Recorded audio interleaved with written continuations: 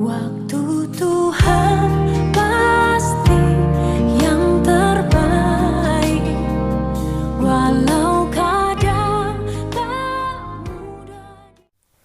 Dalam nama Bapa dan Putra dan Roh Kudus. Amin. Shalom Aleihim. Berjumpa lagi dengan saya pada perenungan hari ini tanggal 5 Januari 2021. Mengasihi dan berkorban.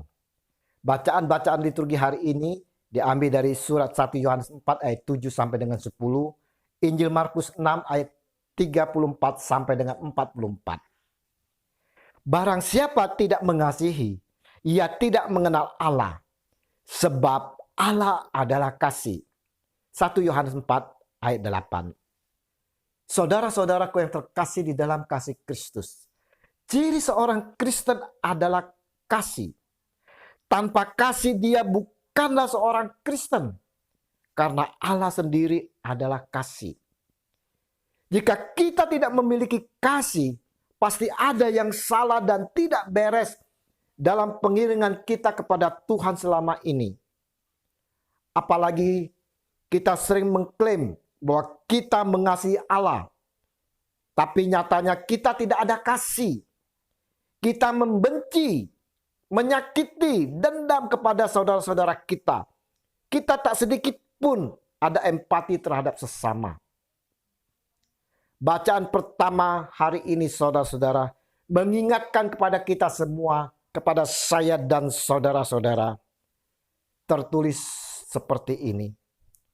Saudara-saudaraku yang kekasih, marilah kita saling mengasihi.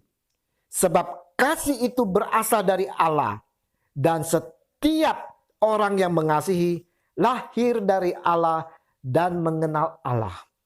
1 Yohanes 4 ayat 7. Pertanyaannya saudara-saudara, mengapa kita harus memiliki kasih dan mengasihi sesama kita? Kita mengasihi karena Allah telah terlebih dahulu mengasihi kita. Kasih Allah seharusnya memotivasikan kita untuk dapat mengasihi orang lain. Mengasihi orang lain adalah suatu perintah yang harus kita taati. Seperti yang tertulis di dalam kitab suci.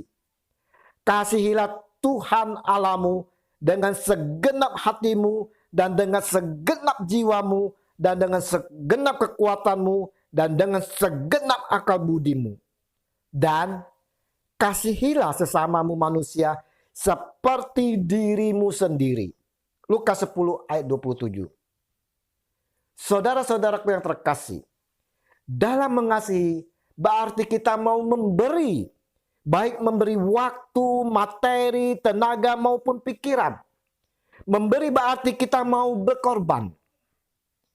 Kita dapat melihat saudara-saudara bagaimana Yesus Tuhan kita mengasihi begitu banyak orang.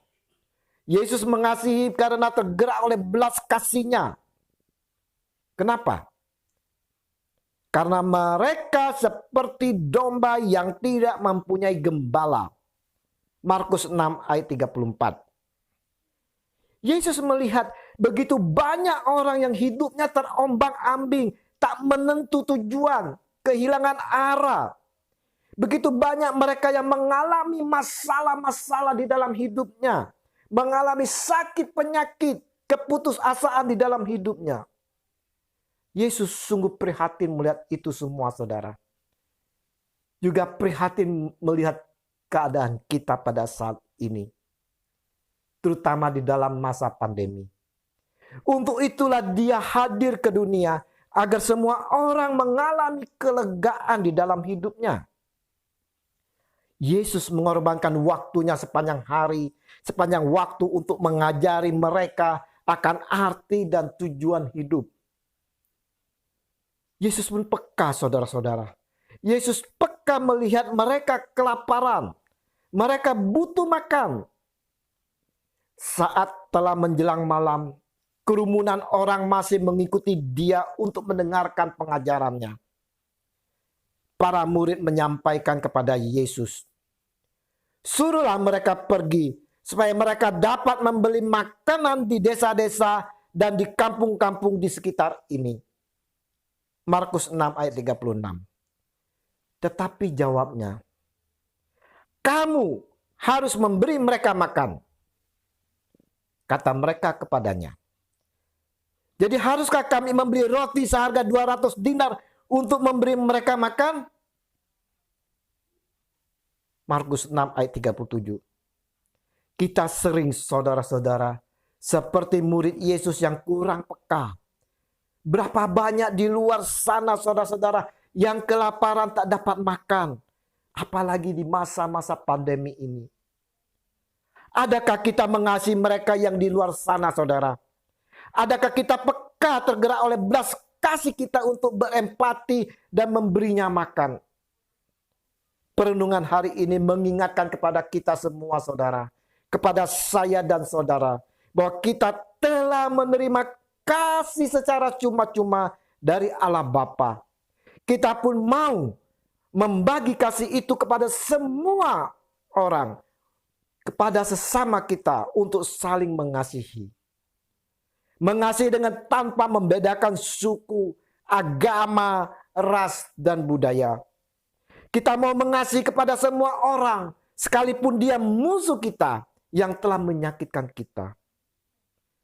Kita mau diajak oleh Yesus Kristus untuk dapat peka terhadap sekitar kita, terhadap lingkungan kita.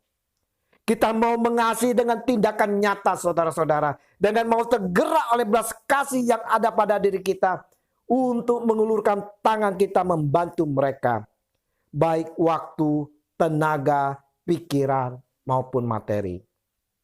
Semoga saudara-saudara kita mampu melayaninya. Amin. Dalam nama Bapa dan Putra dan Roh Kudus. Amin. Shalom.